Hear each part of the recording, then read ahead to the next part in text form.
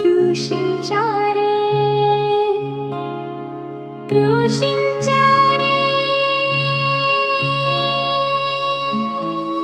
എൻ്റെ ഈ വചനങ്ങൾ ശ്രവിക്കുകയും അവ അനുസരിക്കുകയും ചെയ്യുന്നവൻ പാറമേൽ ഭവനം പണിത വിവേകമതിയായ മനുഷ്യന് തുല്യനായിരിക്കും.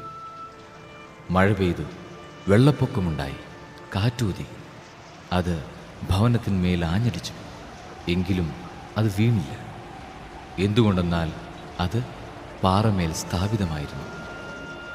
എൻ്റെ ഈ വചനങ്ങൾ കേൾക്കുകയും എന്നാൽ അത് അനുസരിക്കാതിരിക്കുകയും ചെയ്യുന്നവൻ മണൽപ്പുറത്ത് ഭവനം പണിത ഭോഷന് തുല്യനായിരിക്കും.